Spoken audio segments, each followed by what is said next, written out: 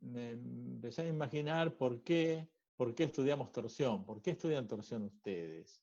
Bueno, estudio torsión, supongo que muchos de ustedes les gustarán los autos y en todos los autos, en muchos autos, existen dispositivos como este eje que transmite la fuerza del motor a las ruedas. Y eso lo hace eh, sometiendo la barra a un esfuerzo de torsión. También, acá hay otra muestra. Este cosito, ¿ustedes lo ven o no? Bueno, ven que el motor gira en una dirección, incluso hay autos que tienen motor transversal. Hay que transmitir a las ruedas, al diferencial, un torque, y eso se hace a través de una barra sometida a torsión. También, acá hay otro ejemplo, una vez que la fuerza, el torque llega, no vamos a estudiar ahora el diferencial, pero sí es evidente que tengo que pedirles disculpas porque en este momento me aparece un cartel que dice que mi internet está inestable. Así que puede ser que tengamos cortes o se corte un poco mi conversación. Bueno, estas son otras piezas que también trabajan a torsión.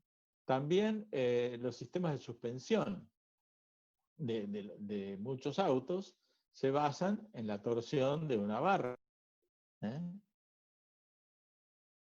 la torsión de una o de más barras. Estas ruedas tienden a girar con el tema de los pozos, y etcétera, etcétera. Y bueno, eso está sometiendo a la barra de torsión a un par torsor. También hacemos un par torsor cuando ajustamos un bulón. Y esto, ustedes habrán visto montones de mecanismos que dicen que hay que ajustar el bulón con un determinado torque. Para eso hay llaves que miden el torque que uno está aplicando, que también basan su acción en el estudio del conocimiento de la torsión. Entonces, la torsión que hemos visto aquí arriba siempre está sobre piezas de eje circular, de sección circular, pero no siempre es así. Puede haber piezas de otra forma que están sometidas a torsión. Por ejemplo, una pieza rectangular. No sería en estas aplicaciones, pero hay muchas que sí lo requieren. Vamos a ver ahora piezas que tienen otro tipo de sección y también están sometidas a torsión. Entonces, a través de estos mecanismos de una unión cardánica, nosotros transmitimos a otra un torque. Esta pieza está sometida a torsión. Y esto es lo que vamos a tratar de estudiar, cómo se dimensiona, cómo se estudian los esfuerzos en esa pieza para que podamos el día de mañana mencionar o verificar piezas que están así, que tienen esta acción. Ahora, como los autos tienen suspensión, esta pieza muchas veces no es rígida y acá se ve que el torsor o el torque no es ya de sección circular, es una sección tipo estrella que tiene que el movimiento y permitir el desplazamiento. Entonces, no todas las secciones son circulares, o en este caso también. Tenemos una rueda que va girando y bueno, el eje también está sometido a torsión por su peso a flexión. Y una caja de cambios es el sumum de la torsión. Se van haciendo los cambios y los pares torsores se van transmitiendo de un eje que está arriba a un eje que está abajo, según el cambio que pongamos. Entonces, este eje y este eje de arriba son piezas sometidas a torsión. Y los pares torsores que se le introducen a estas piezas están dados por estos engranajes, ¿no? son pares que van a tener una determinada intensidad para poder hacer este trabajo de ir transmitiendo los torques a distintas velocidades. Y para los que son navales, no sé cuántos hay acá. Yo cuando daba clases para navales y mecánicos siempre tenía algún naval. Y los navales les encantan los barcos y entonces dicen, ¿yo para qué quiero estudiar torsión? Bueno, en el mástil de un velero, por ejemplo, como la sección es una sección, ya no es circular y es bastante compleja. Por adentro de este agujero corre la vela que se levanta está vinculada al mástil de esta manera, y cuando actúa el viento, esta vela en lo alto del mástil va transmitiendo un momento torsor que es más grande abajo y se va achicando hacia arriba. Y esta es una pieza bastante complicada sometida a un momento torsor variable. Según el viento, vamos a tener un momento torsor u otro. Estas son piezas también muy comprometidas. Y también en los barcos grandes hay momentos torsores por el cabeceo, el rolido y los giros que hace el barco. Siempre el casco es otra pieza que tiene una forma extraña como esto, a grandes momentos torsores. Entonces, la torsión es simplemente una solicitación que nosotros tenemos que estudiar. ¿Es un problema típico de la teoría de la elasticidad? Bueno, yo supongo que ustedes en resistencia de materiales estudiaron torsión en una forma elemental y un solo tipo de torsión, que es la torsión según Saint Venant. Entonces, ahora para estudiar piezas más complejas, necesitamos ir a la teoría de la elasticidad.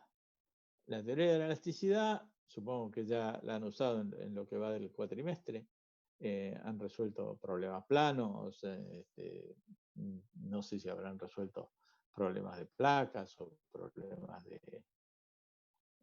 de cáscaras.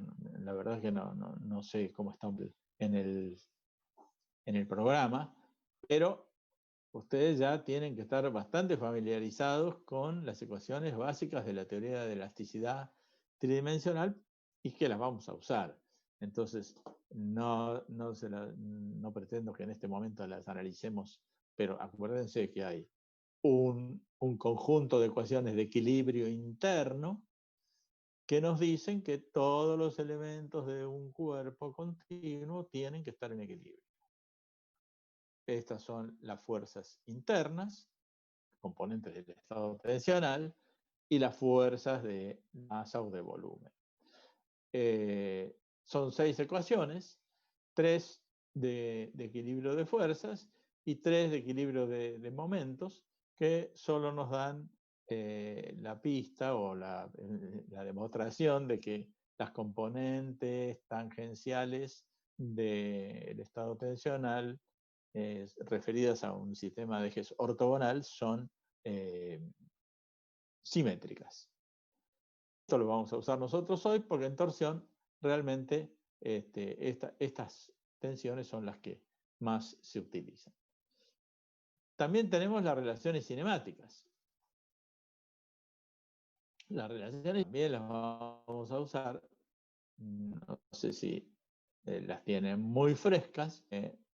Tenemos 3 relaciones entre alargamientos específicos y desplazamientos, U, V y W. Estas son deformaciones, en lo que se estira el eje en la dirección X, lo que se estira una fibra en la dirección Y y lo que se estira en la dirección Z, y está relacionada a la variación de los desplazamientos en esa dirección. Estas son fáciles de entender, no hay ningún problema. Y abajo tenemos otras 3 que nos vinculan el cambio de ángulo entre 2 ejes ortogonales, que se llama distorsión, con las derivadas de los desplazamientos. Entonces, este sería el cambio de un ángulo ortogonal cuando la pieza sufre desplazamientos U y V por supuesto W también. Entonces yo puedo calcular el cambio de ángulos, que es la distorsión, que es otra deformación, a partir de los desplazamientos. Estas relaciones cinemáticas, se los recuerdo por si no lo recuerdan o si nunca lo vieron, se llaman relaciones cinemáticas linealizadas, hechas lineales. Eso quiere decir, son linealizadas. Eso quiere decir que hay una relación lineal entre desplazamientos y deformaciones. Si yo duplico los desplazamientos U, V y W, voy a tener el doble de alargamientos, el doble de distorsiones. La relación es lineal. ¿Por qué lo aclaramos? Porque en algunos problemas de la ingeniería, los desplazamientos toman tal magnitud, estas derivadas, que aparecen unos términos en esta ecuación que aquí están despreciados, que son productos de derivadas de desplazamientos. Entonces, cuando las derivadas de los desplazamientos son muy pequeñas, los productos son despreciables y valen estas relaciones cinemáticas linealizadas. Todos los problemas que nosotros vayamos a analizar sean lineales. Eso es una simplificación. Otro conjunto de ecuaciones que tenemos son las ecuaciones de compatibilidad. A ver, mi conexión está inestable. Las ecuaciones de compatibilidad tienen, por decir así, dos explicaciones. A ver, una explicación es de tipo matemático. Supongamos que yo resolví un problema y conozco U, V y W. Conozco tres componentes del desplazamiento. Con esas tres componentes puedo, derivándolas, calcular 6 deformaciones. Entonces, si yo conozco los desplazamientos y voy hacia el cálculo de las deformaciones, uso las relaciones cinemáticas y no tengo ningún problema. Tengo 6 ecuaciones que son combinaciones de las derivadas de los desplazamientos que conozco. Puedo calcularlas.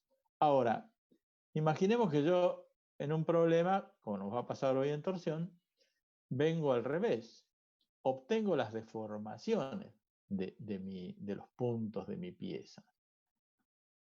Y quiero calcular los desplazamientos. Me encuentro con que tengo 6 ecuaciones y 3 incógnitas. Entonces, ese problema está indefinido. No puede un sistema de 6 ecuaciones con 3 incógnitas, porque no está definido. Forzosamente tiene que haber unas relaciones entre las deformaciones para que esas 6 no sean cualquier cosa y estén relacionadas en sí de manera que me den una única solución para los 3 desplazamientos. Esas relaciones son las ecuaciones de compatibilidad.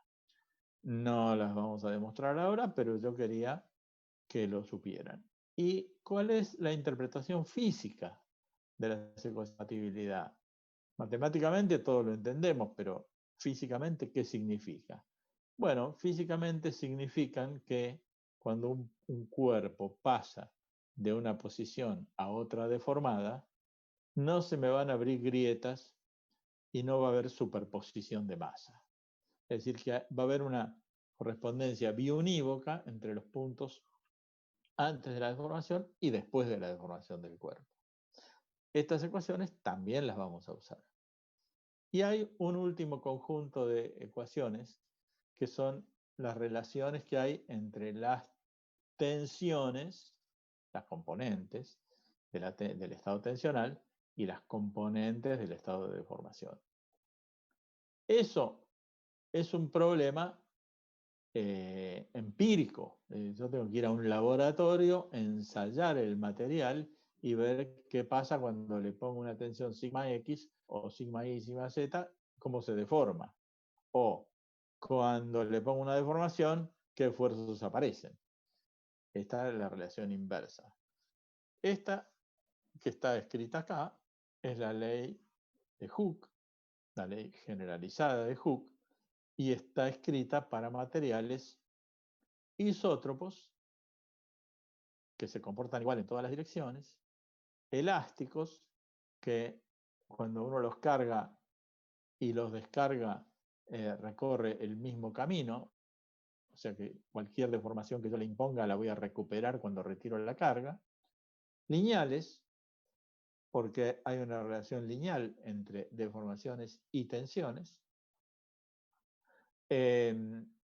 Y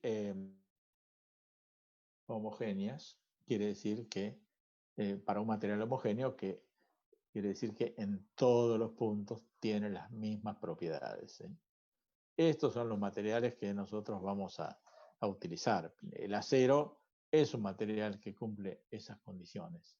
Es homogéneo, es isótropo, en todas las direcciones se comporta igual, es elástico hasta ciertos valores y es lineal.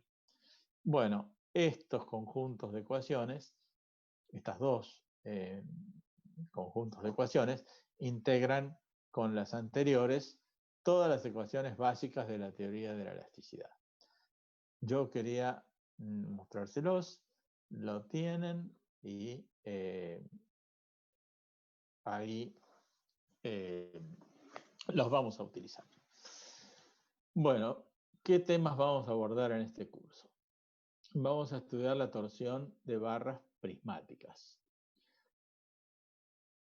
Vamos a estudiar una teoría de Saint-Venant que se denomina torsión uniforme. Saint-Venant, acá me falta un paréntesis, desarrolla una teoría que se llama uniforme y ya vamos a ver por qué. Se aplica a secciones múltiplemente conexas o múltiplemente conectadas. ¿Qué quiere decir esto?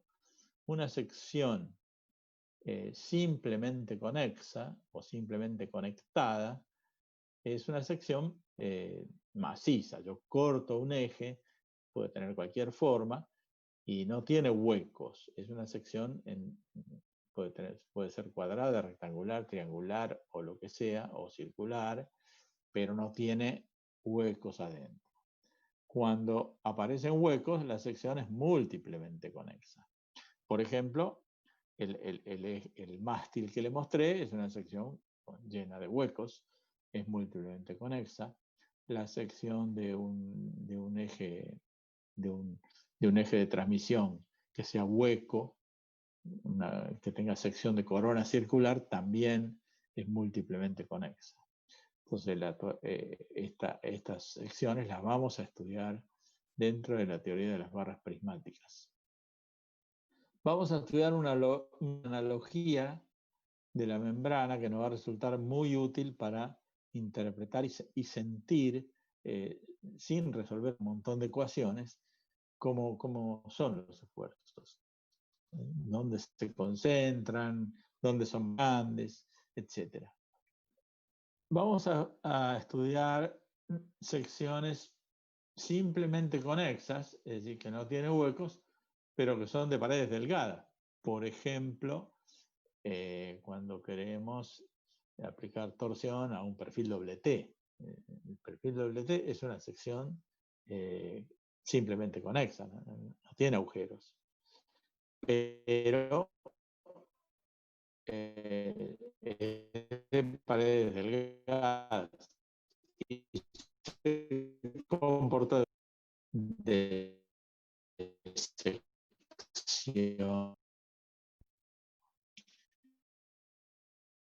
Vamos a estudiar también secciones múltiplemente que también se comportan un poco en forma diferente a las múltiples de paredes gruesas, por decirlo de alguna manera. Vamos a estudiar barras de paredes delgadas de sección abierta. Y dentro de estas vamos a estudiar barras sometidas a torsión exclusivamente, a torsión y flexión, vamos a estudiar el caso de una barra articulada a flexión y corte, porque aparecen fenómenos que vale la pena conocer. Y vamos a estudiar torsión con alabeo libre y con alabeo impedido. Ahora les voy a ir explicando qué es cada una de estas cosas y cómo lo vamos a ir encarando. Entonces, lo primero es la torsión de barras prismáticas. Yo acá quiero ser muy fuerte, muy enfático en las hipótesis. Los problemas que nosotros resolvemos son el resultado de una teoría. Alguien hizo esa teoría. Evidentemente, habían tipos mucho más inteligentes que desarrollaron las cosas que hoy nos tenemos que romper el mate para estudiarlas.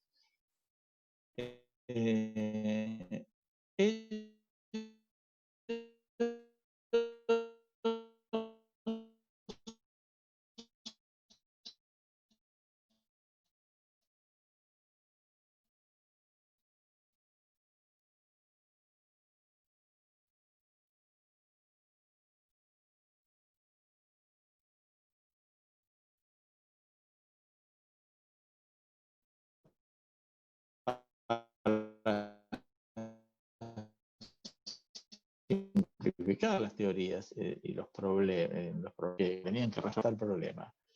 A mí lo que me interesa es que cuando hagan eso, sepan si están cumpliendo con las hipótesis del problema, porque si no pueden estar resolviendo cualquier cosa. ¿Cuáles son las hipótesis que nosotros vamos a seguir? Vamos a seguir hipótesis de tipo geométrico. Vamos a resolver hasta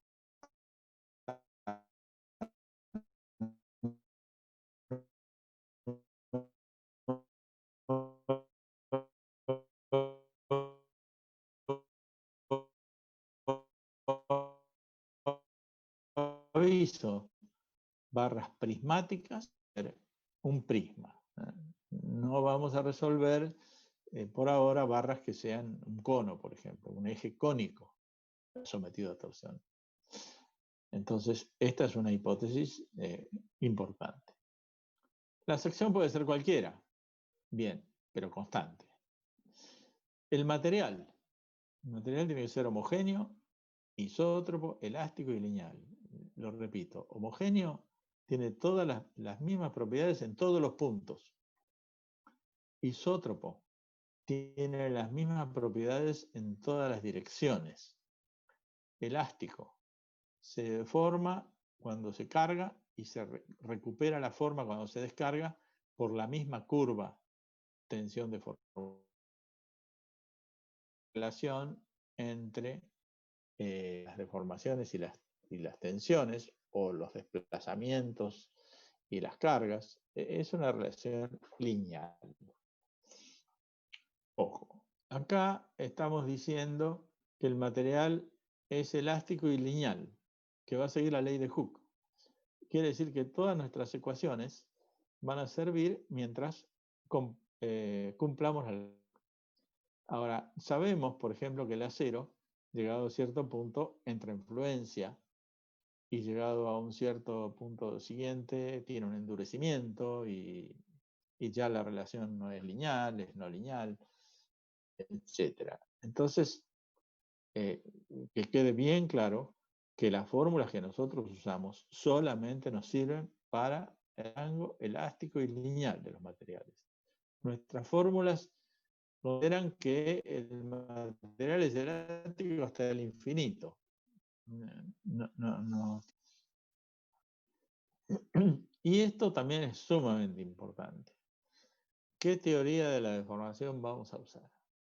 Vamos a usar una teoría que es la que se denomina de las derivadas de los desplazamientos pequeñas.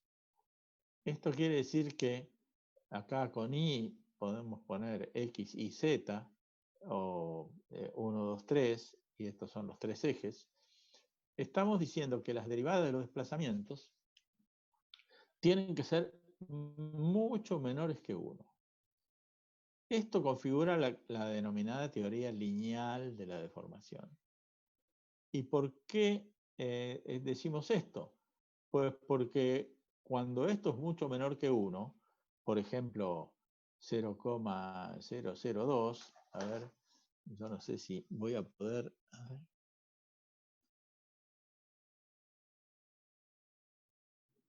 Nunca, nunca sé hacer esto. Me confundo. A ver. ¿En qué te puedo ayudar? Quiero abrir la página en blanco. La página en blanco, si vos apretas Control W. Los tres puntitos. ¿Control cuál? Control W, tenés una hoja en blanco. Ah, qué bueno. No. No, te falló el horóscopo. No. ¿No? Bueno, Control W. Control W. No. Ah, Ahí estaba. ahí está. Ahí Ya. está. Fíjense que yo quiero resaltar estas cosas porque son mucho más importantes que todas las fórmulas que vamos a desarrollar después. Como tenemos perdónenme porque estoy dibujando en el aire, ¿no? Estas líneas. Un comportamiento sigma F, tenemos un comportamiento lineal para un acero, fluencia, endurecimiento y rotura. Nosotros vamos a trabajar en este sector. En este sector, los desplazamientos, las deformaciones epsilon, son muy chiquitas. Por ejemplo, un acero puede llegar a tener el periodo de influencia más o menos en el 2 por 1000 de deformación. Epsilon X es la derivada de U respecto de X. Esto me está dando 0,002, por ejemplo. Es muy usual usar el límite 0,2% como tensión de fluencia cuando el material no tiene una fluencia bien marcada. Quiere decir que mucho menor que 1. ¿Y qué ocurre cuando este número es mucho menor que 1? Cuando yo lo eleve al cuadrado o lo multiplique igual, voy a tener derivada de U respecto de X elevado al cuadrado 0,000004. Quiere decir que si yo sumo estos dos números, la verdad que es absurdo considerar este, porque estoy sumándole en 3 decimales más lejos un número. Entonces, es válido que yo use para mis fórmulas unas relaciones. ¿Y ahora cómo me voy, Mario? ¿Control W de vuelta? Sí, y tendrías que salir. Ahora se explica por qué nosotros acá dijimos estas relaciones cinemáticas son lineales, porque las relaciones cinemáticas en realidad acá tienen términos que son derivadas al cuadrado, productos de derivadas.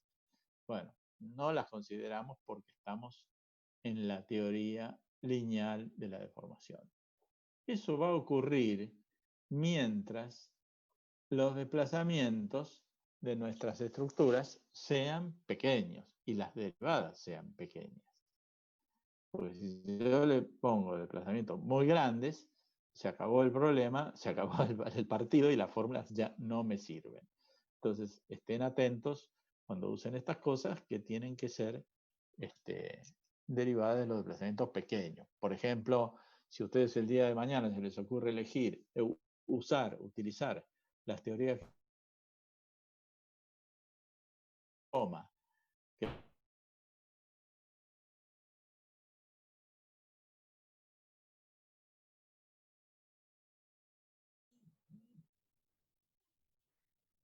Te perdimos, Tomás.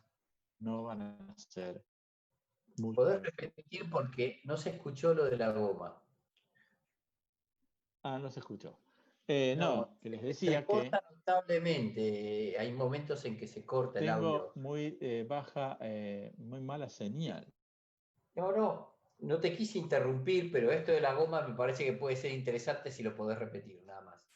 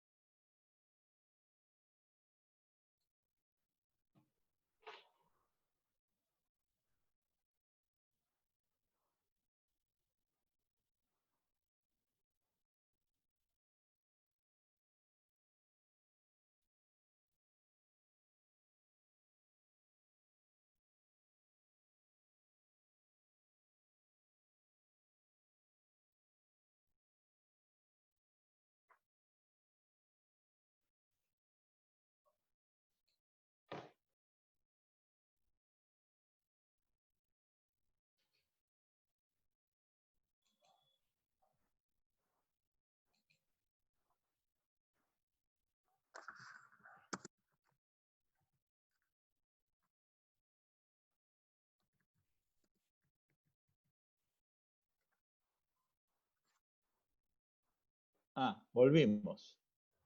Ahí estamos. ¿Ahora sí? Ahí se te escucha, dale. ¿Ahora me escuchan? Yo te escucho, sí, se escucha bien, hasta acá se Ah, escucha bien.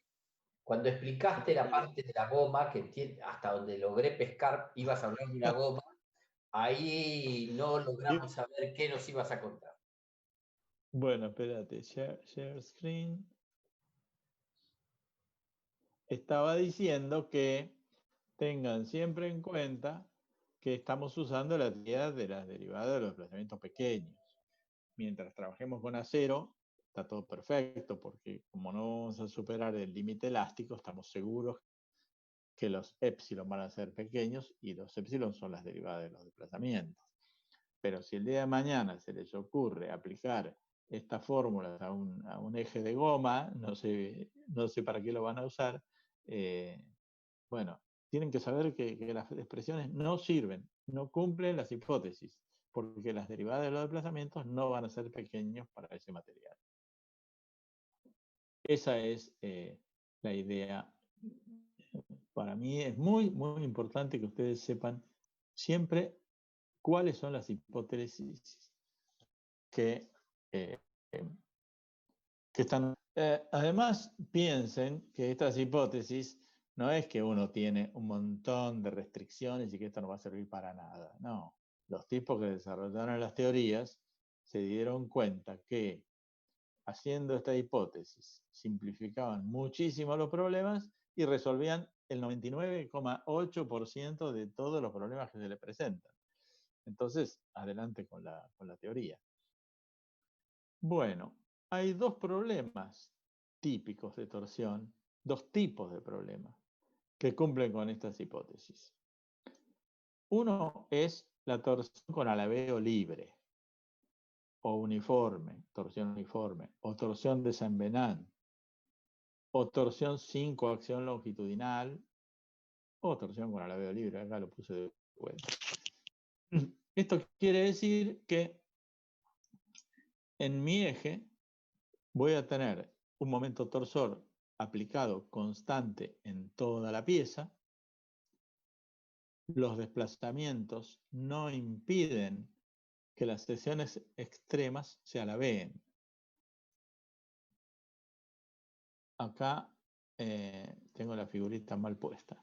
Bueno, van a tener un problema como este. Una pieza que no tiene cargas laterales, solamente está cargada por momentos torsores provenientes de un torque, y que las secciones extremas pueden alabearse, salirse de su plano tranquilamente, nadie le impide que se salgan de su plano. Otro problema es la torsión con alabeo restringido. Hay piezas que tienen el alabeo restringido. Ahora vamos a ver una torsión, se llama no uniforme.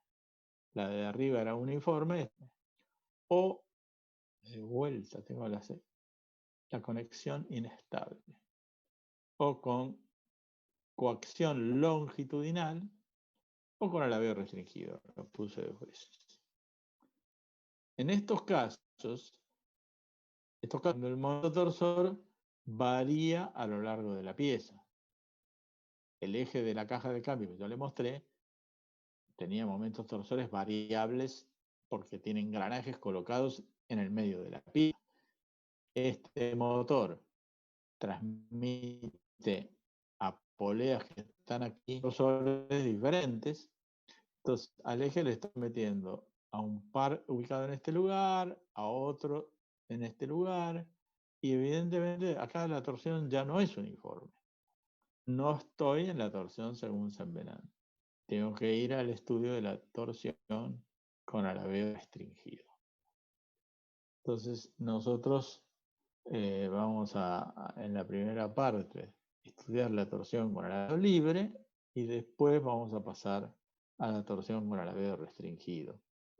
No se puede ir directamente a la segunda porque hay que conocer un poco los conceptos básicos de la torsión según Saint Venant. Entonces vamos a ver la torsión de Saint Venant, qué hipótesis tiene, qué hipótesis hizo Saint Venant y qué hipótesis tienen que cumplirse para que yo pueda usar las expresiones de la torsión uniforme. En cuanto a la geometría, la misma que estábamos viendo antes, barras prismáticas de sección constante, incluye las cilíndricas, la sección puede ser cualquiera. En cuanto al material, lo mismo de antes, homogéneo, isótropo, elástico y lineal. Y en cuanto a las cargas, tienen que ser de la siguiente manera. En la superficie, uno aplica cargas en la superficie de un cuerpo, en este caso. A veces se aplican cargas de volumen, pero cuando hay un campo magnético, cuando hay una fuerza gravitatoria o algo así. Pero en el caso de un eje que está transmitiendo un altísimo torque, el peso normalmente no juega y en el caso de los ejes largos tienen bujes que los apoyan en distintos lugares, entonces la flexión no juega. Entonces podemos considerar la torsión uniforme cuando la superficie lateral esté descargada. No hay cargas en la superficie lateral de la barra. Esta barra prismática de sección cualquiera no tiene cargas, no tiene torques o momentos torsores aplicados en la superficie lateral. En las superficies extremas tiene fuerzas que son tangentes a la cara. O sea, no puedo tener compresión, que serían fuerzas perpendiculares a la cara, o pares, que me darían también fuerzas de tracción y compresión en la cara. Solo tengo fuerzas contenidas en el plano de la superficie extrema y que estáticamente equivalen a un momento torsor o torque. O sea, lo que estamos aplicando es solamente, como se veía acá arriba, esto, en torsión uniforme, solamente aplicamos un momento torsor en la cara extrema. Ahora, acuérdense que yo acá puedo aplicar este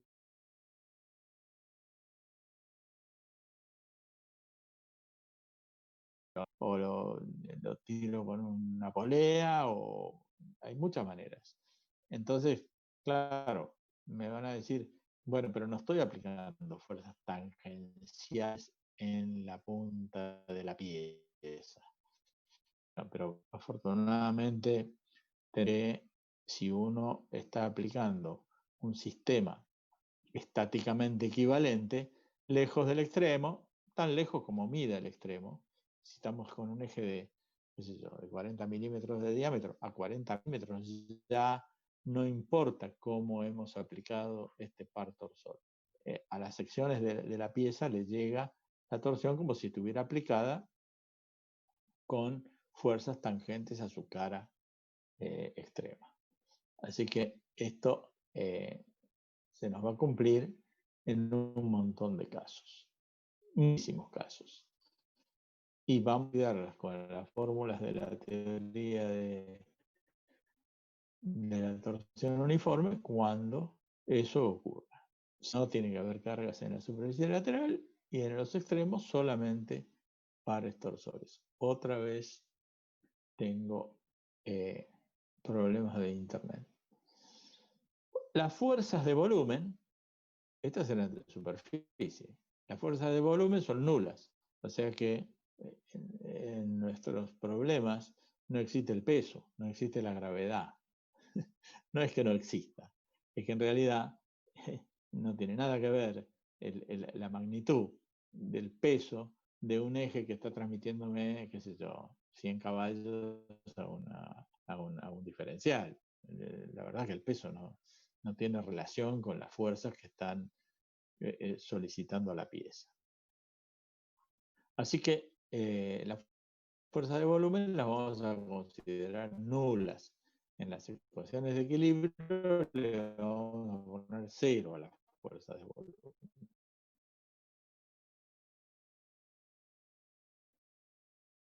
De acuerdo a la teoría lineal de la elasticidad, vamos a manejar los desplazamientos. Resolviendo lo que se llama en elasticidad el primer problema elástico, cuando se especifican fuerzas en la superficie. La superficie lateral 0, no el cuerpo. El alabeo es libre. O sea, en la dirección longitudinal, la pieza puede deformarse a ver cómo se resuelve este problema de la... Vamos a usar lo que se llama el método semi-inverso. En el método asume que conoce los desplazamientos, o sea, elige unos desplazamientos. Desplazamientos U, V, W, que yo los pongo en Mandrake, los pongo ahí en mis expresiones y sigo y calculo las deformaciones con las relaciones cinemáticas. Los derivo, etcétera, los sumo, los resto y obtengo la cumplo automáticamente. Obtuve las deformaciones. Voy a la ley de Hooke y obtengo las tensiones. La ley de Hooke me relaciona deformaciones con tensiones y yo obtengo las tensiones. Y con esas tensiones, teóricamente ya resolví el problema elástico porque conozco las tensiones, las deformaciones y los desplazamientos que lo supuse en todos los puntos. Claro, voy a tener que hacer algunas cosas para saber si los desplazamientos que supuse son correctos o no. O sea, ¿cómo sabemos que los desplazamientos que yo inventé acá para arrancar con este problema son la solución correcta? Bueno, cuando tengo el problema resuelto, digo, a ver, ¿se verifican todas las ecuaciones básicas de la teoría de la elasticidad? ¿Se verifican las ecuaciones de equilibrio en el interior y en la superficie? O sea, todos los elementos del cuerpo están en equilibrio, todos los elementos de la superficie están en equilibrio con la que le estoy aplicando. Bueno, cumplo el equilibrio, fenómeno. La compatibilidad en el interior del cuerpo y en el contorno. Elegí determinantes. Son continuas, no hay agujeros, no hay saltos, son continuas y las derivadas son continuas en el interior del cuerpo. Perfecto. O sea, no tengo un punto pegado a otro que tiene un desplazamiento completamente diferente o no se cumple la continuidad. No hay grietas, no se superponen los puntos, etc. Y en el contorno, los puntos. Si yo tengo un punto fijo porque le puse un buje al eje para sostenerlo o para aplicarle el torque en la punta, le puse un apoyo, se cumple, que ese apoyo no se mueve, es decir, que el punto está tan fijo como yo quería. Bueno, si cumplo estas 4 cosas, equilibrio en el interior y en la superficie, compatibilidad en el interior y en el contorno, entonces los desplazamientos que supuse están perfectos y el problema está resuelto. Claro, me parece una casualidad enorme, porque yo voy a inventar desplazamientos y qué sé yo, si voy a cumplir con todo esto. Bueno, pero lo que pasa es que tenemos, afortunadamente, como les dije antes, unos genios que desplazamientos conviene proponer para ir resolviendo los distintos problemas. De vuelta tengo conexión inestable. Bien, entonces vamos a ver cómo hacemos. Esto que lo esbocé, ahora traten de no ir mirando la pantalla entera porque no he tenido tiempo de animarla, pero estamos en este cuadrado, en este círculo del método semi-inverso. La sección es cualquiera, simplemente conexa o múltiplemente conexa. O sea, puede tener agujeros o no. Y es cualquiera. La forma esta es cualquiera. Vamos a suponer una barra que tiene los ejes con origen en un extremo. Los ejes son una terna derecha, X, Y, con los versores unitarios correspondientes, y el eje Z es el eje baricéntrico de la barra. Entonces, dada esta barra, acá tiene un agujero que me produce un giro positivo en la dirección del sol. Así. Bien. Bueno, acá hay una definición. Un conjunto es simplemente conexo si no tiene agujeros. Por ejemplo, un círculo como este, conexo. Una media luna es simplemente conexa. Y esto ya no es simplemente conexo. Eso porque tiene un agujero. Bien. Entonces, empezamos. Proponemos los desplazamientos. Bueno, yo digo que este eje cuando se torsione, una línea como esta va a tomar de la posición inicial punteada, va a pasar a la posición esta. Va a girar alrededor del eje Z.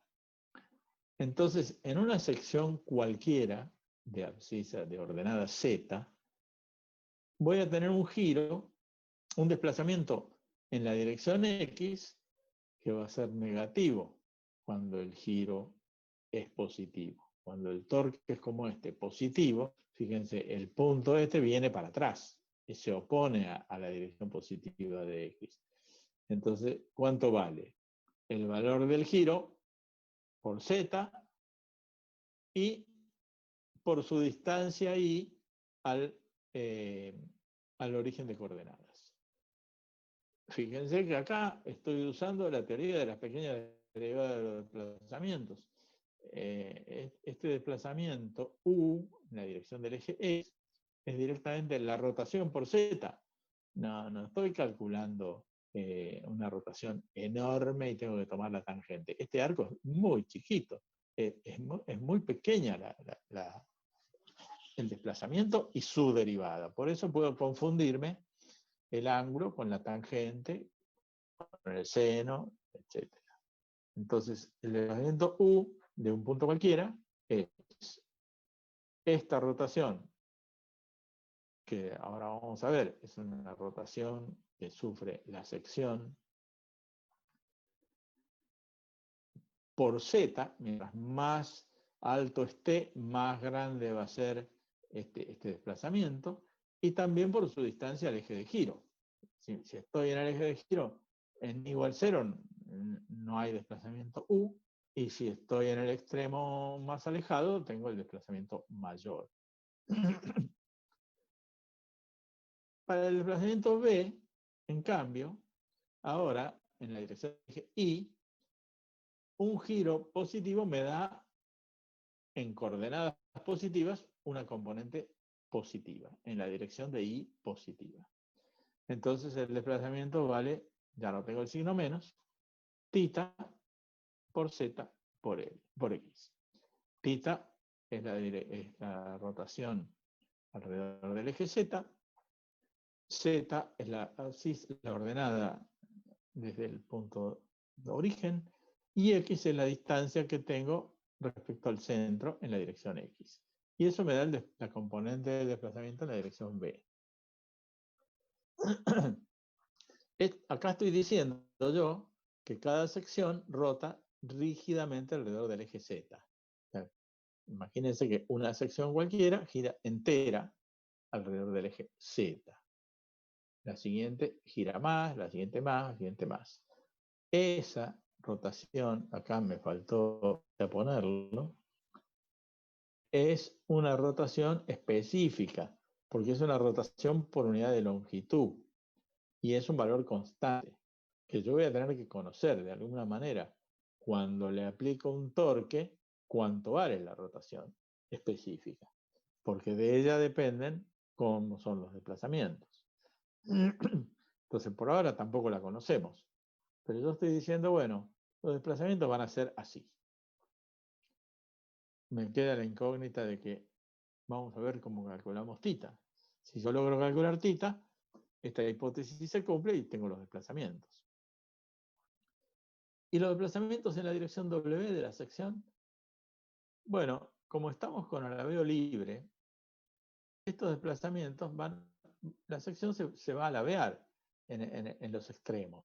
Esa experiencia la tienen ustedes. Agarran una barra, la torsionan y van a ver que así pueden tomar una goma para fijarse. Agarren una goma nueva que esté suficientemente larga, la torsionan y van a ver que en la punta se alabea. Estas secciones extremas tienen un desplazamiento W en la dirección de Z, función de X y de Y, lógicamente. Según donde esté el punto, acá el desplazamiento Z va a ser diferente, mayor o menor. O sea, el alabeo de la sección va a ser una función de X y de Y. Entonces, estos desplazamientos los estoy proponiendo, estoy diciendo que las secciones van a rotar rígidamente.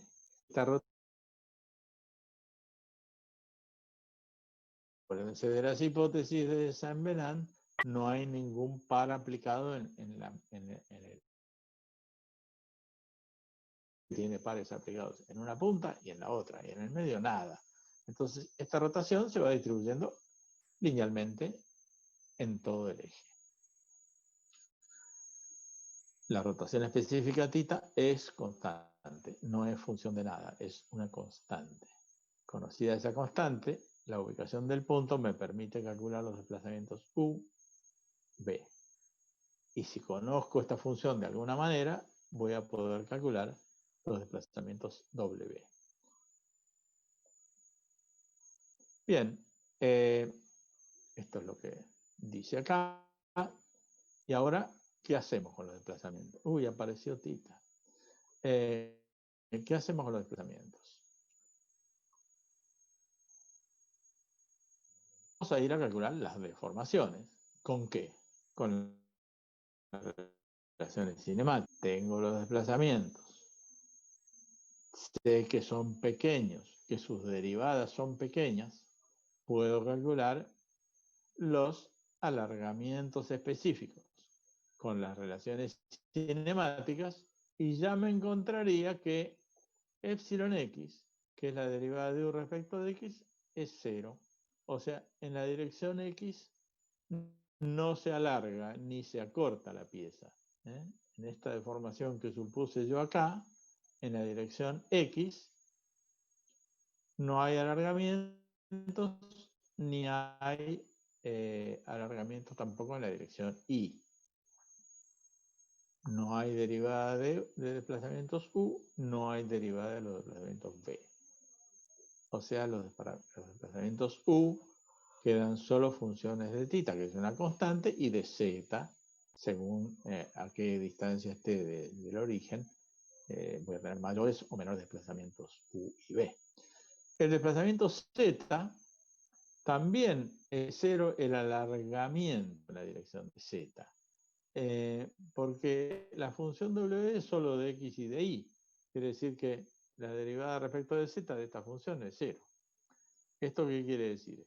Que digamos que yo me imagino que el eje es un haz de fibras, como en un extremo tengo un alabeo, por ahí un punto se aleja, se sube más. Bueno, cuando voy abajo ese punto se está metiendo para adentro, porque la fibra no puede cambiar de longitud.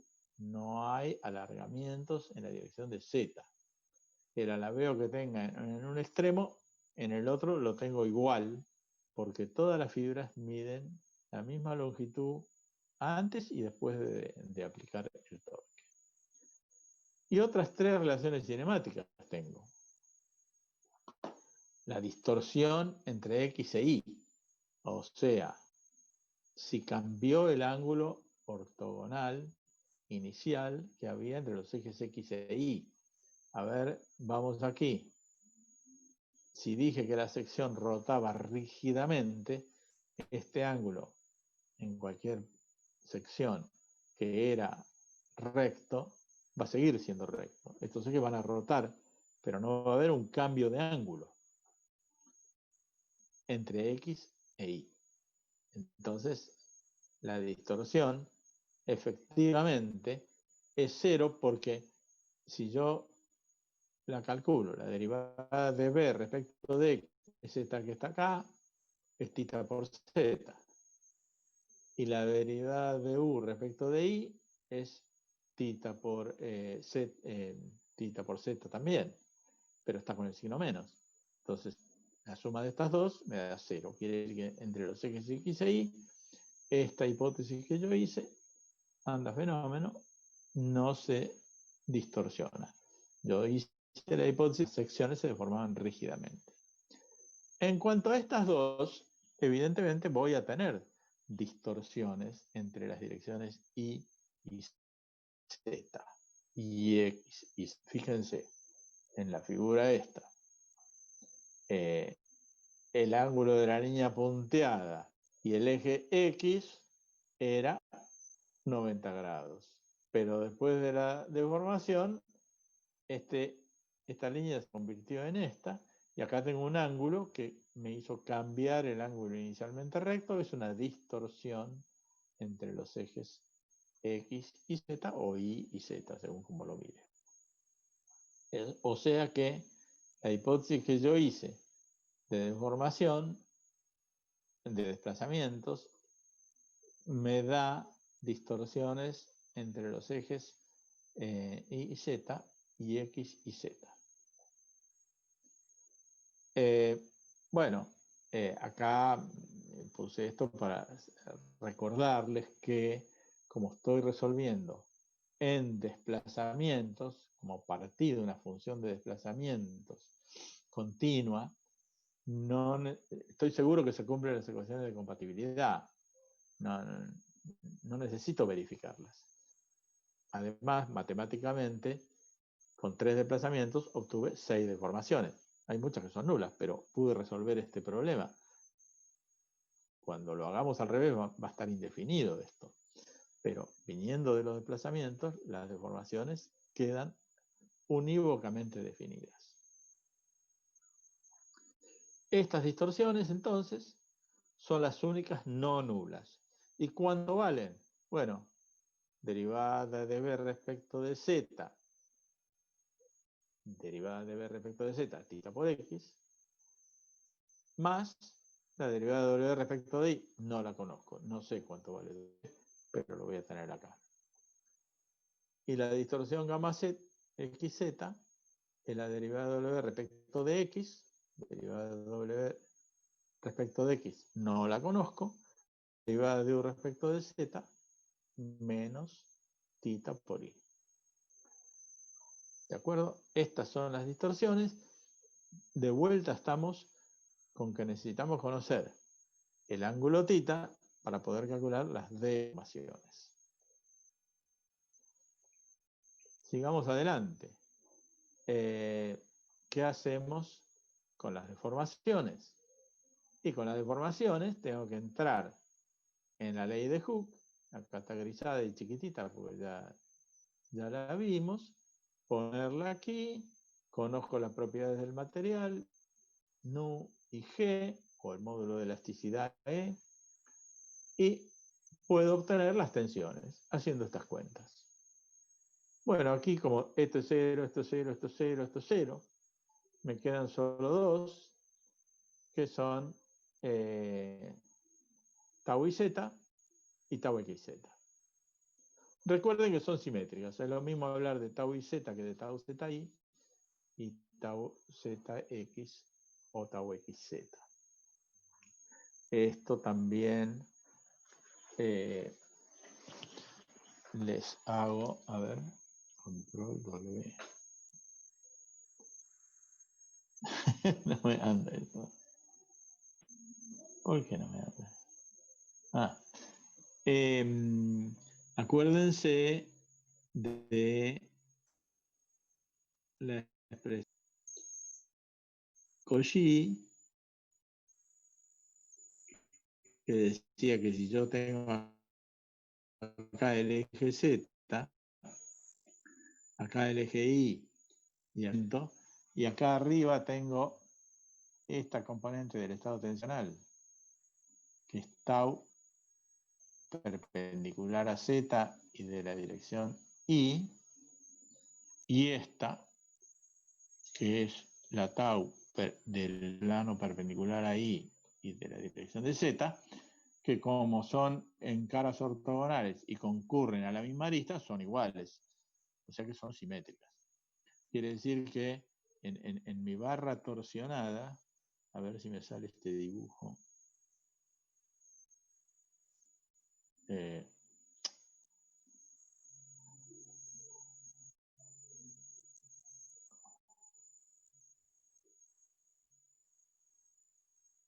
supongamos que yo veo una tensión tangencial que es tau zx, por ejemplo, en la dirección longitudinal también la tengo. Tengo la tau xz. Estas tensiones están contenidas en el plano de la sección y estas en el plano perpendicular, en la dirección perpendicular. Si quieren ustedes tener una idea de eso, imagínense que están torsionando un manojo de varillas. Por ejemplo, tomen, qué sé yo, lápices, los ponen todos juntos y los torsionan. Van a ver que un lápiz desliza respecto del otro, porque ahí no hay nadie que tome esa tensión longitudinal. O sea que tau y z y tau zi es lo mismo, pero unas están contenidas en el plano de la sección y las otras en el plano, en la dirección perpendicular. Bueno, con la ley de Hooke y las deformaciones gamma que teníamos, calculamos las tensiones, multiplicando G por gamma. Acá la ley de Hooke está escrita de una manera tal que 1 menos 2 nu se simplifica con este y queda G por tau, por gamma es tau. Entonces G por gamma es tau. Tengo las dos tensiones, las calculé. Siempre las calculé. Si alguien viene y me dice cómo calculo tita y cómo calculo W, la función de alabeo, y puedo derivarla, la función del alabeo libre, ¿sí? Y puedo derivarla y obtener la tensión tangencial. O sea, estamos colgados de un pincel que es, no conocemos tita, no conocemos W, pero están cumpliendo todas las hipótesis y las ecuaciones de la teoría de la elasticidad. No se olviden, Tita es función de z, es una función lineal, es constante, digamos así. Tita, acá está mal puesto que es función de z. Tita es, no es función de z. Tita es constante. El ángulo de rotación específica es constante. Esto es un error. Y W, el alabeo, es función de X y de Y. Bien, ahora estas tensiones tienen que cumplir las ecuaciones de equilibrio interno. O sea, todos los elementos de la pieza tienen que estar en equilibrio. Entonces, volvamos a escribir acá las ecuaciones de equilibrio interno y analicemos qué pasa con los términos. Sigma x era 0, la derivada es 0. Tau xi era 0, acá está. Entonces, es 0. Las funciones de las fuerzas de masa, de volumen, las supusimos 0 por hipótesis. Entonces, la derivada de x de tau xz respecto de z es igual a 0. O sea que tau xz es constante con z. La misma tau xz que yo tenga en un punto de mi sección, voy a volver varias hojas para atrás, la misma tau xz que tenga en esta sección va a estar todo a lo largo de la pieza, va a tener el mismo valor. Su valor va a depender de la distancia al eje de giro, pero no, o sea, de X y de Y, pero no de Z. En la fibra es siempre la misma. De la segunda ecuación, de vuelta, nos queda lo mismo, se van estas, esta es 0, la sigma es 0, la fuerza de volumen es 0, nos queda que la derivada de tau y z también es 0. O sea que tau y z también es constante con z. Y de la tercera, nos queda que la derivada de tau zx respecto de x más la derivada de tau zi respecto de y tienen que ser 0. Porque sigma z no existe, la fuerza de volumen tampoco, entonces esta no agrega nada, es la simetría. Tau xz o tau zx, tau zi o tau y z, las derivadas sumadas son 0. Vamos a usar esta ecuación porque es una ecuación de equilibrio que vamos a tener que cumplir nosotros con las tensiones estas que hemos determinado. Todas estas cosas nos van a ayudar a calcular T y W. Bien. Entonces, a ver si estamos en onda. Los desplazamientos U, V y W que hemos supuesto tienen que cumplir esas ecuaciones de equilibrio que acabamos de ver. Cumplen la ley de Hooke porque los calculamos de esa manera. Cumplen las ecuaciones de compatibilidad porque supusimos desplazamientos continuos y usamos las relaciones cinemáticas, no necesitamos verificar la compatibilidad. Ahora, ¿qué hacemos para calcular θ y W? Entonces, son las 8:20. No sé, Mario, ¿podemos hacer un intervalo de 10 minutos? O debes hacer lo que vos te parezca. Vos sos el profesor. Si yo no lo hago, me matan. Pero tengo miedo que se vayan todos a tomar mate, a comer, y no vuelvan más. Se irán a tomar mate y traerán el mate. Lejos de la computadora no van a quedar porque de la casa no se pueden ir. Así que seguramente estén interesados en tu clase y volverán. Démosle unos 10, 15 minutos para que se preparen el mate y, Bueno, y volvemos a escucharte, si te parece. bueno, seguimos menos Lo que 25, sí, ¿está bien?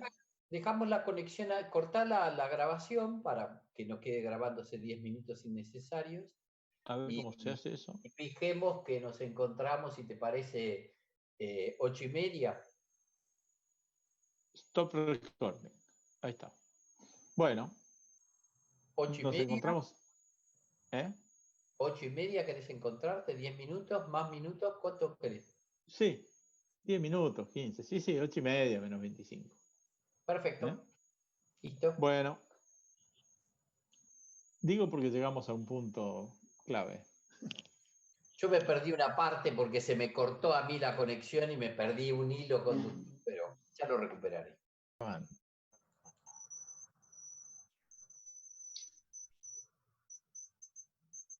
Eh,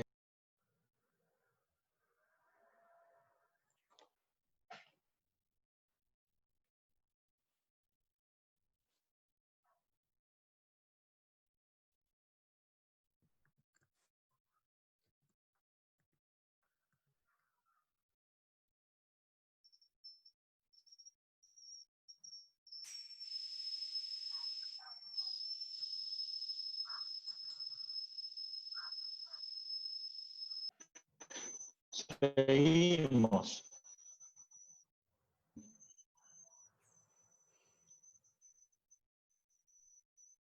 Conexión inestable.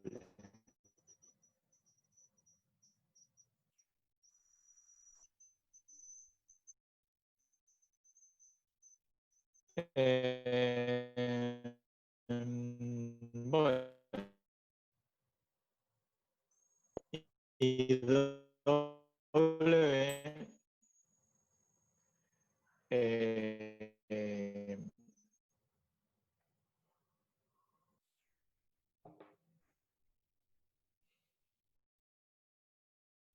conexión inestable que se aplica sobre la pieza, la carga, directamente va a tener que estar directamente relacionada con tita, me va a tener que permitir calcular tita para que yo y los desplazamientos y todo. Entonces, lo que tenemos que hacer ahora es una manera de ir a esta rotación específica y su relación. Vamos a volver a aplicar el método semántico, pero ahora resolviendo en tensión. Vamos a proponer unas tensiones, componentes del estado tensional, mejor dicho. Vamos a ir con la ley de Hooke a calcular las deformaciones y ahí vamos a tener que ir con las relaciones cinemáticas. El sistema está indefinido. Lo que tenemos que hacer es verificar que es de forma perfecto. Nos van a servir para calcular los desplazamientos y vamos a tener una sola solución. Perdón. Bueno, entonces, ¿cómo sabremos después de este proceso o durante el proceso que la solución es correcta?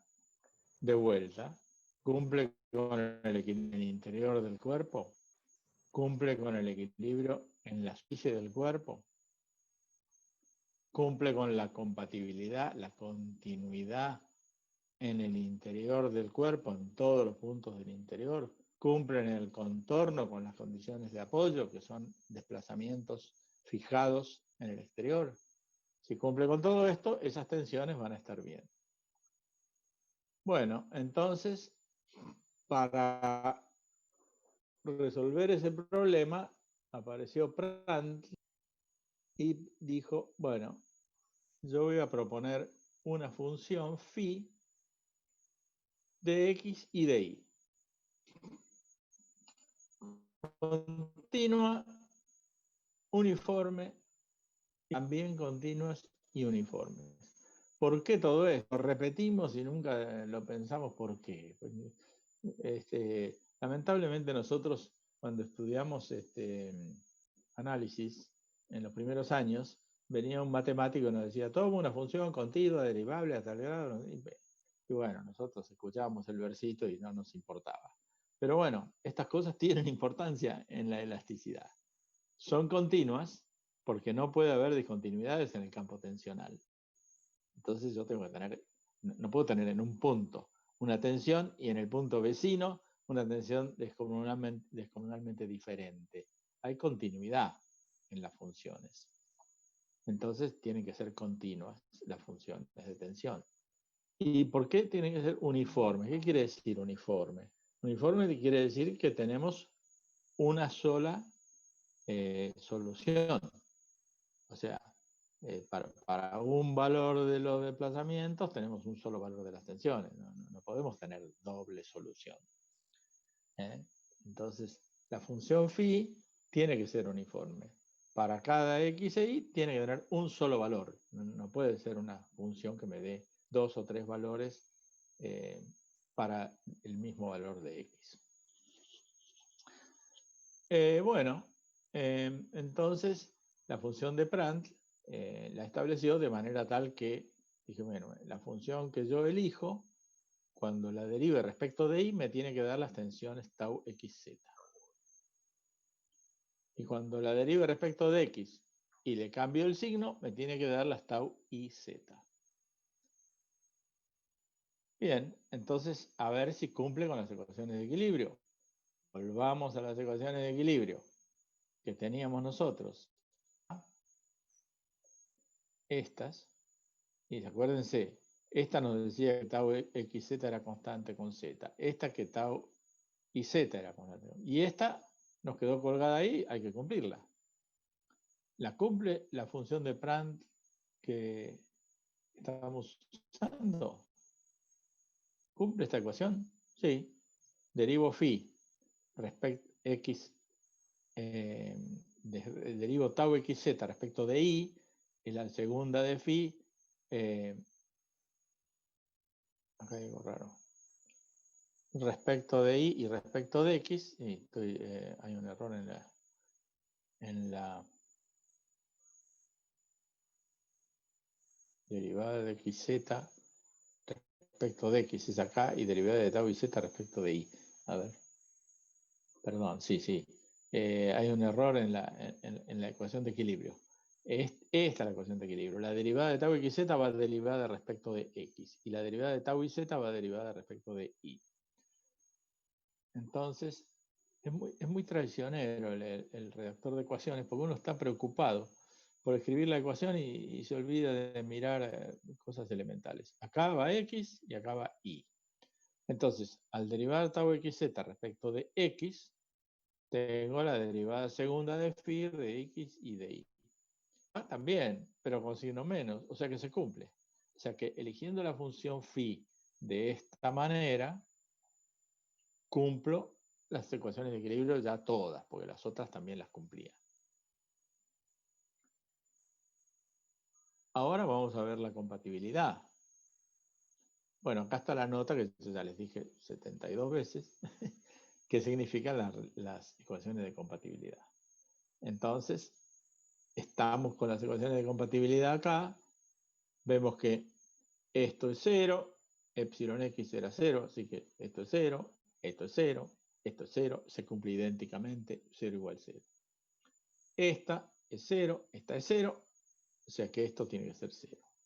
Esta es 0, esta es 0, esto tiene que ser 0. O sea, de las primeras 3 ecuaciones nos quedan estas dos. La derivada de gamma y z, segunda, respecto de y respecto de z, y de gamma y x tiene que ser 0. De las otras 3, a ver, la primera, epsilon x era 0, esto se va. Gamma x y es 0, esto se va. Me queda esa derivación igual a 0. En la segunda, esto es 0, esto es 0 también, me queda esta derivada igual a 0. Y en la tercera, esto se va, me queda esta derivada menos esta derivada igual 0, que vamos a ver que se cumple porque, bueno, acá abajo la tenemos. La derivada de z de gamma xz es menos tita por la segunda cruzada. Y la otra es más tita por la segunda cruzada. Entonces me queda menos tita y más tita, se van.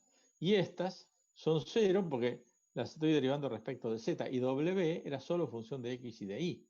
Entonces la derivada de z, de los desplazamientos en la dirección del eje z, no existen. Son nulos. Porque no es función, w no es función de z. Entonces me queda menos tita más tita, 0. Esta ecuación se cumple. Me quedan solo estas dos a cumplir de la compatibilidad. Entonces, ¿qué vamos a hacer? Con estas dos ecuaciones, vamos a hacer un poquito de álgebra. Restamos miembro a miembro. Si quieren algún detalle, o están aburridos, pueden tomar un poquito de mate para no seguirlo así tan detalladamente. La primera, perdón, como esto es igual a 0, quiere decir que el paréntesis es constante con x. Y como esto es igual a 0, el paréntesis es constante con y.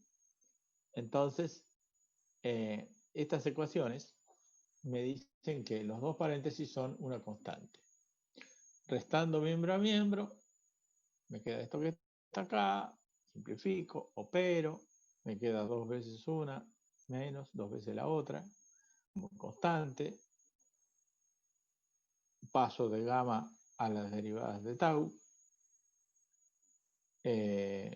multiplicando por g, es decir, dividiendo gamma por g, pero lo paso a este lado, y me queda g es una constante también, así que esto es g por constante. Lo quiero dejar explícito porque la voy a necesitar a la letra g, módulo de elasticidad transversal.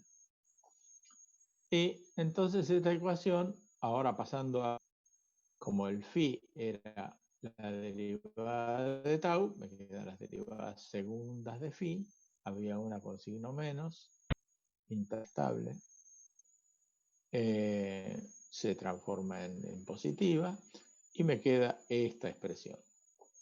Ahora, de esta ecuación, yo, si derivo lo que tenía como gamma y z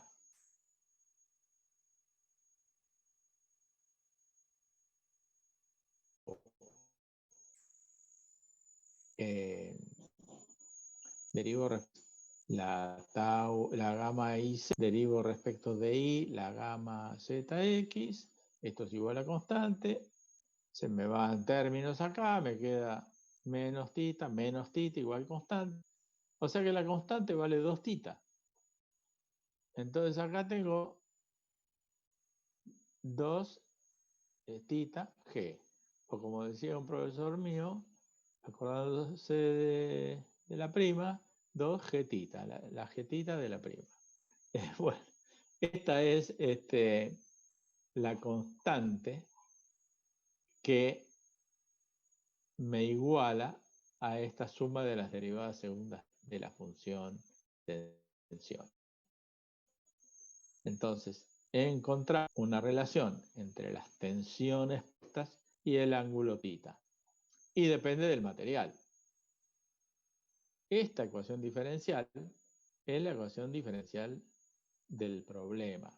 Acostúmbrense a pensar en la ecuación diferencial, qué es, cómo es, porque lamentablemente, como les dije al principio, aprendimos matemáticas con matemáticos, esto lo aprendimos y nunca sabemos para qué servía, y ahora, a la vez viruela en mi caso, me vengo a enterar que una cantidad de cosas que me enseñaron son muy útiles. La ecuación diferencial, esta es de segundo orden, porque la derivada mayor es de segundo orden. Es lineal, porque la función y sus derivadas están elevadas a la primera potencia. Acá no hay phi cuadrados ni nada de eso. Es en derivadas parciales, lógicamente, porque es función de x y de y. Es una función en derivadas parciales, una ecuación diferencial en derivadas parciales. Y a coeficientes constantes porque este término independiente es una constante. Y no hay ninguna variable que multiplique los términos de la derivada, ¿no?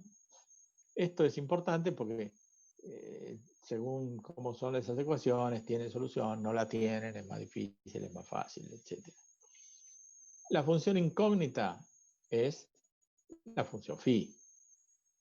La función θ no la podemos conocer, pero ¿cómo vamos a obtener? Acá obtendríamos una familia de soluciones. Esto se fija con las condiciones de borde. ¿Cuáles son las condiciones de borde?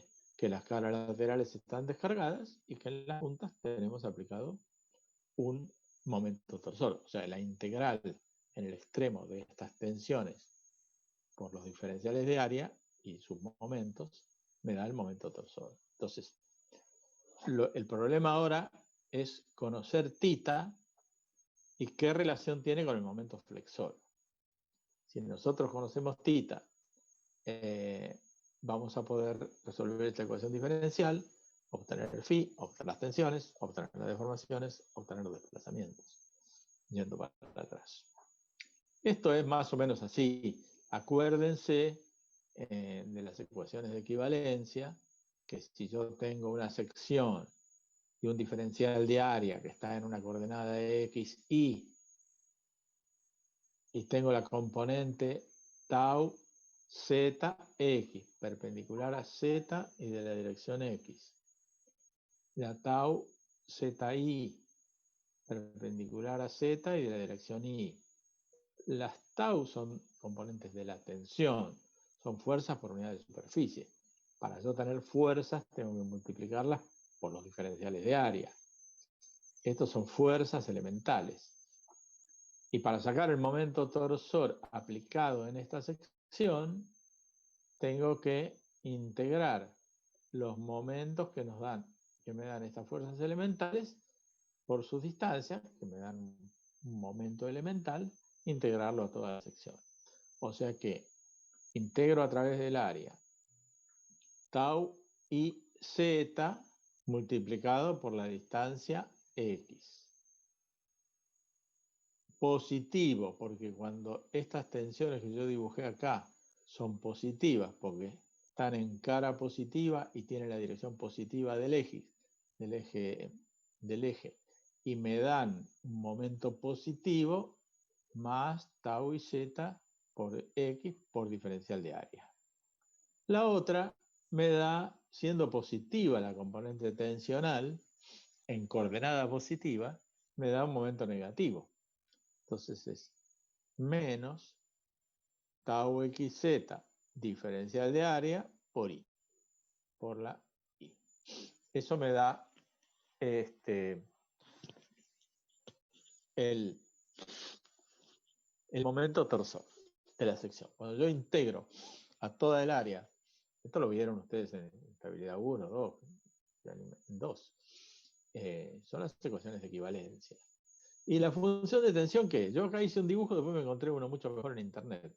Pero la idea es una función, la función de tensión phi, es una función de x y de y, que tiene distinto valor en cada punto de la sección, y cuya pendiente direccional, la derivada direccional, me da la componente de la tensión tangencial. Esta pendiente me da la tau zi. Cuando llego a este punto, la derivada direccional es 0, quiere decir que aquí no habría tau zi. Y después vuelve a crecer con el otro signo. Esa es la función de tensión. Otra cosa que se ve acá, y ahora lo vamos a comprobar, es que en el contorno de la sección, que es una curva C, que encierra el área A, la función phi tiene un valor constante. Esto es muy importante. Entonces, en todo el contorno, la función phi tiene un valor constante. Como es cualquiera, lo podemos suponer igual a 0, y entonces directamente la función phi en cada sección es este casquete. Si tomamos un vector tensión como tau xz por nx, está las componentes escalares en la dirección de z, y tau lo reemplazamos por la derivada de i, y tau y z por la derivada de x, acá hay mal un signo, este tiene que ser menos, nos da el diferencial. No, acá hay un error en el vector. Este es un vector momento. Es el vector que me dan las fuerzas elementales en el plano, proyectadas sobre los ejes, y en la dirección z. Es un vector perpendicular. Entonces, este es el diferencial total de phi. El diferencial total a lo largo de S, la curva diferencial S, me da 0, quiere decir que phi es constante en el contorno. El momento torsor, entonces, que yo tenía escrito de esta manera, invertí los términos, ahora en función de la función de tensión, reemplazando tau xz por menos la derivada de phi respecto de i, y tau z por menos la derivada de phi respecto de x, integrado a todo el área, me da el momento. O sea, el momento torsor está relacionado a la función de tensión a través de esta función. Y acá de vuelta tenemos que recordar, no les pido que se acuerden porque seguro que no, del teorema de la divergencia. El teorema de la divergencia decía que, dado un campo vectorial y una curva cerrada, se puede demostrar que el flujo del campo vectorial a través del área cerrada por la curva C es igual a la circulación del vector, del campo vectorial, a lo largo de toda la curva. Entonces, en forma vectorial es la divergencia diferencial de área es igual a la circulación en la curva del producto escalar de f por n. Y escrito en forma escalar tiene esta expresión. Lo que vamos a hacer nosotros es usar la similitud que hay entre esto y esto para establecer el flujo del campo vectorial de tensiones y relacionarlo con el momento torsor. Acá se me acabó la paciencia de escribir las formulitas y lo hice más rápido a mano. El campo vectorial lo hemos compuesto por dos funciones, una en x, otra en y, y este es el teorema de la divergencia en su forma escalar, ya lo había escrito esto. En este caso, P es phi por x y Q es phi por y, entonces la derivada de P es esto, hay que derivarla como producto de funciones, derivar phi y x. La derivada del primero por sin derivar y más el segundo, bueno, al revés, más el segundo por la derivada del primero. Acá es phi por la de x respecto de x, que es 1, y más x por la derivada de phi respecto de x. Lo mismo con la y. Metiendo todo esto acá adentro, en la ecuación del flujo de la divergencia, y acá nos queda la circulación del vector. Como en el contorno es constante y puede tomarse a 0, llegamos a la conclusión de que esta integral que está de este lado tiene que ser igual a 0. Y si recordamos la definición del momento torsor que tenemos anteriormente, esto nos da 2 veces el volumen encerrado por la función de tensión, que es la integral de la función phi a todo el área de la sección. Nos da el volumen encerrado por estos prismas diferencial de área de la función phi en todo el contorno. Y esto es el momento torsor. Entonces, el momento torsor es el volumen encerrado por la función phi en la sección multiplicado por 2. Ahora sí, tenemos relacionado el momento torsor con las derivadas direccionales de phi, que son con las tensiones, con la función phi, cuyas derivadas direccionales son las tensiones. Entonces, ahora sí tenemos una relación entre el momento aplicado y las tensiones tau xz y tau iz en la cara extrema.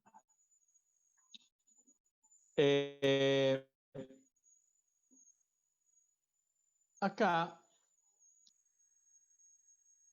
vamos a recurrir a una analogía óptica que es, de vuelta tengo la conexión estable, que es la analogía. Ocurre que de una membrana sometida a presión, estamos una figura con la forma de la sección, esta membrana de jabón, por ejemplo, una pompa de jabón, y le inyectamos aire a presión. Esta membrana se va a inflar. El problema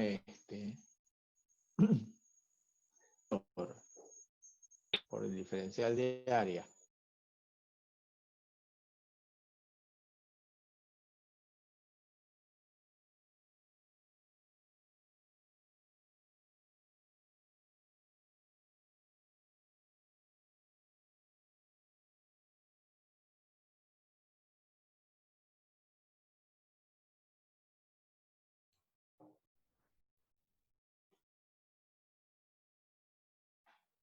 genial. No sé por qué. Creo que es un problema de la hora. Sí, probablemente es un problema de la hora. Te iba a decir que arranques otra vez de la analogía con la membrana porque todo ese concepto no se pudo ver. No se pudo ver. No, se cortó totalmente el audio, costó que la imagen Bueno, llegase. No es tan lejos. dejando la torsión de lado, dejando la torsión de lado, vamos a ver acá un problema que es el siguiente. Una caja, cortamos en la que tiene la sección y extendemos una membrana elástica. Aire a presión. La membrana se forma un globo y la tensión en este globo es igual, es constante, ¿no? Lo mismo que en el cable, es la misma. Bien, en la membrana toda la tensión, la fuerza que tracciona esta membrana es constante. Entonces, si planteamos el equilibrio de esta membrana, la presión interna estará igual a 4 fuerzas en las direcciones X e Y. Si planteo el equilibrio de las fuerzas, bueno, no vale la pena, pero es muy simple esto. Planteo el equilibrio a 0, simplifico y me queda una ecuación diferencial. Si miran esta ecuación diferencial, es exactamente igual a la ecuación diferencial que obtuvimos recién, que obtuvimos hace un rato, a esta. la derivada segunda de la función respecto de y más la derivada segunda respecto de x es igual a una constante. Acá es menos 2g tita. En la membrana es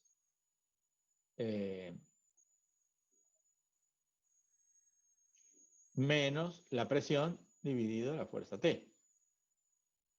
Pero la ecuación diferencial es la misma, cambia la constante. Es igual si yo considero que Z, las ordenadas de la membrana, son la función de tensión y que la presión dividido la tensión T es menos 2g tita. Es 2g tita. Entonces, la derivada de la membrana en la dirección X me daría las tensiones y la derivada en la dirección Y me daría las tensiones tau xz. Entonces, a ver, ¿cómo usaría yo la analogía de la membrana para casos prácticos?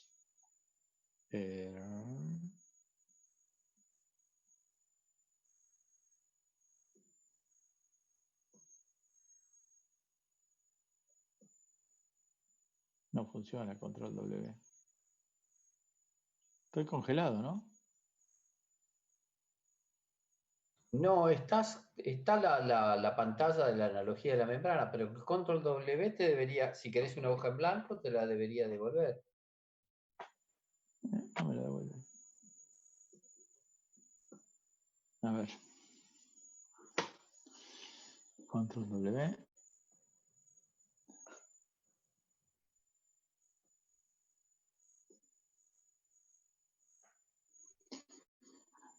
Mi máquina está enojada. No sé, pero antes lo lograste, así que tiene que estar ahí. ¿Sí?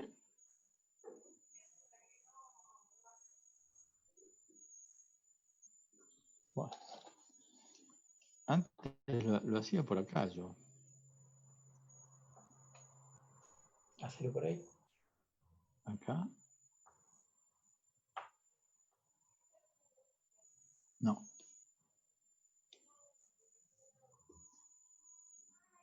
Ahí está. Ahí está. Entonces, por ejemplo, supongamos que tenemos una sección como esta, por ejemplo.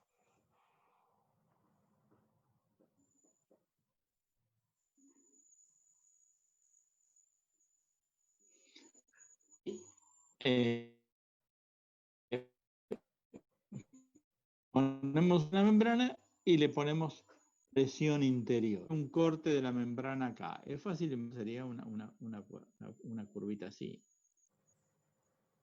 Y acá sería una curva así, muy empinada en el ángulo y después más suave. ¿Cómo sería acá? Sería una curva así. Entonces, esto me está mostrando que las derivadas, que son la tangente de... Yo tengo la membrana, la tangente de este ángulo me da la tensión que circula, que tengo en esta dirección. En esta voy a dibujar más grande.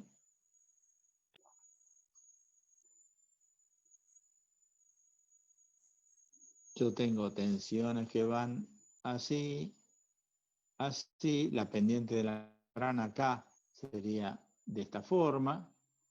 Del otro lado son iguales, pero de signo contrario. Estos vectores son las tensiones tangenciales, tau iz y tau xz. Tendría grandes tensiones en el ángulo entrante, hay una importante concentración de tensiones en estos ángulos, por eso en las piezas siempre se le hace un acordamiento suave para no tener concentración de tensiones. La concentración de tensiones de este radio, si este radio es muy grande, muy chiquito, las tensiones son enormes. Entonces, la analogía de la membrana me permite ver intuitivamente cómo son las tensiones cualitativamente, por lo menos. Si bien no las puedo calcular, a menos que mida la presión, mida la tensión en la rana, etcétera, etcétera, pero sí cualitativamente dan una idea muy buena de cómo son las distribuciones de las tensiones tangenciales. En estos lugares, en la cresta de la membrana, en la cresta las tangentes son nulas y no tengo tensión tangencial. O sea que si yo diagramara las tensiones tangenciales en un corte como ese, me encontraría que tienen una distribución más o menos así. Acá van para allá y acá van para allá. Y en el medio no tendría yo tensión tangencial. Por ejemplo, en secciones que tienen agujeros, por ejemplo, supongamos que tenemos esta sección, otra página. ¿Cómo se hace otra página? Control W. Control W. ¿Cómo hiciste esta página? Control W. Sí, apareció de golpe. Es que no le diste tiempo a que se presentase, la tenés. Ahí está. Si tengo una sección con agujeros, supongamos que tengo esta sección y que tiene un agujero acá. Yo tengo que imaginarme una caja que tiene un agujero así, y acá tiene un pistón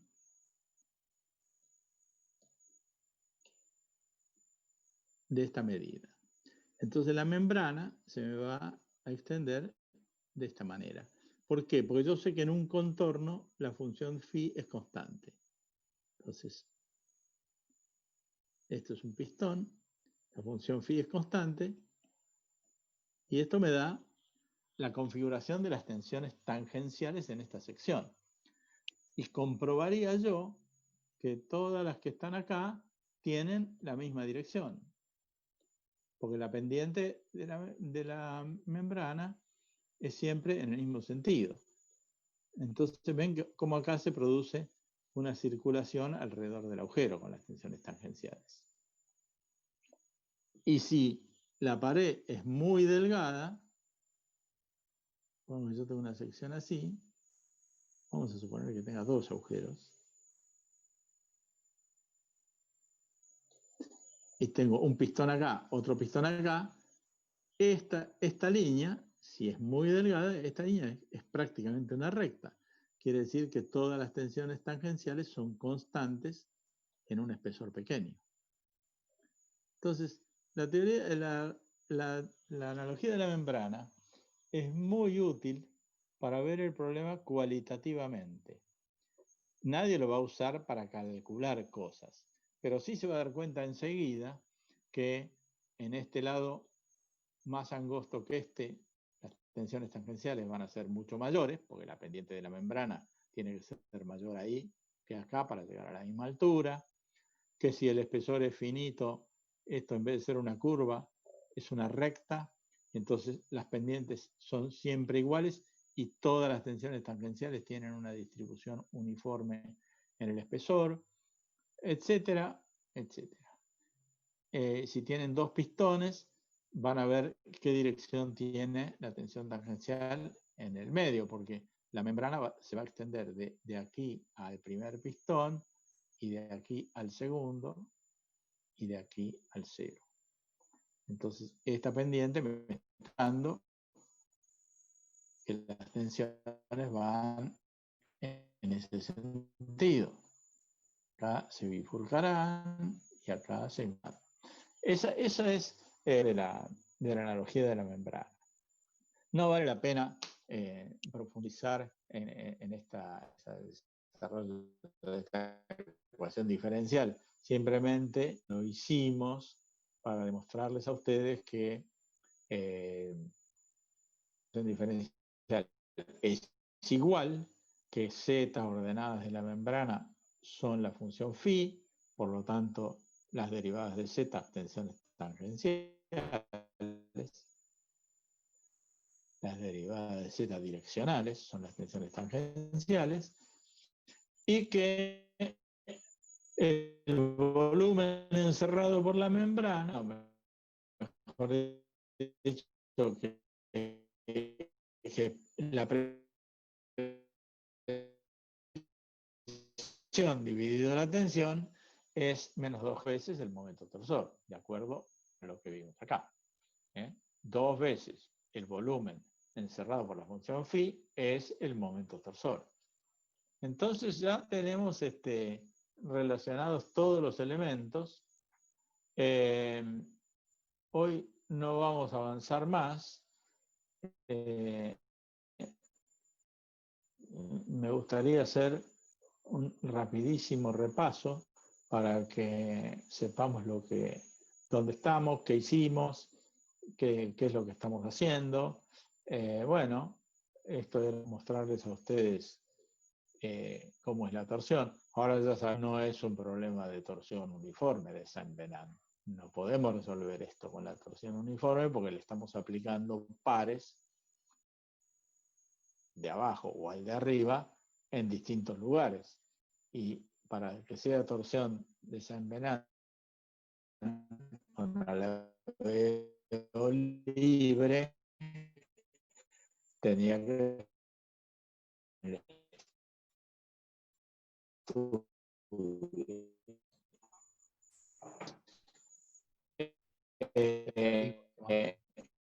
en cambio tampoco vamos a poder porque es una sección de paredes delgadas y abierta. No aprendí eso todavía. Bueno, vimos un poco las teorías, las ecuaciones básicas de la teoría de la elasticidad. Empezamos a ver qué temas íbamos a tratar. Torsión uniforme. Hoy avanzamos bastante poco, pero yo creo que hay que avanzar con pasos firmes al principio, las hipótesis y las cuestiones que hacen al problema y después irse metiendo. El que viene, un poco más, las secciones múltiplemente conexas, simplemente con y de paredes delgadas. ¿Cómo hicimos? Empezamos por la teoría de esas hipótesis, a rajatabla tenemos que cumplirlas, si no, no nos sirven las ecuaciones.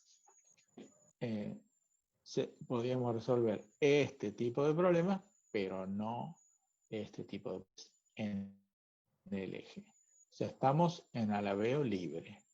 Para resolver el alabeo libre, hicimos las propias hipótesis de la teoría del alabeo libre, proponiendo, para usar el método semi-inverso, un desplazamiento.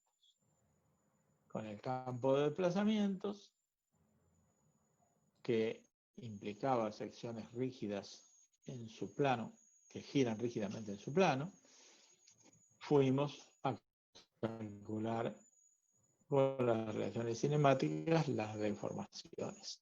Nos quedaron solamente 2. Y la ley de Hooke, las tensiones. También nos quedaron solamente 2.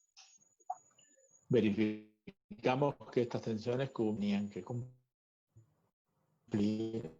estas. ¿Cómo hacemos para calcularlas? Método semi-inverso. Vamos a proponer unas funciones de tensión, que es la función de Prandtl, proponemos unas tensiones y va a relación que tiene que ser phi para poder representarme a mí las tensiones tangenciales de este problema. No, aquí fuimos para atrás. Conocidas las tensiones, fuimos a la justificamos que se cumplieran las ecuaciones de compatibilidad y ahí llegamos a una ecuación diferencial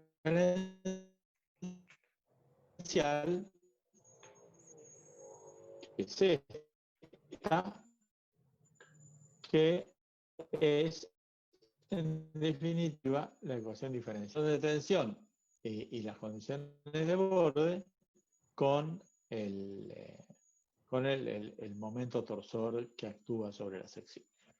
Bueno, haciendo el razonamiento de cómo es el momento torsor en relación a las tensiones y aplicando el teorema de la divergencia, llegamos a la conclusión el momento torsor era 2 veces el volumen encerrado por la función de tensión. Bueno, ya tenemos una serie de elementos, lo comparamos con la analogía de la membrana, para ver intuitivamente, antes de resolver cualquier problema, imagínense la membrana y ya saben cómo les tiene que dar. Es muy útil la analogía de la membrana en este sentido. Bueno, les propongo que hoy paremos.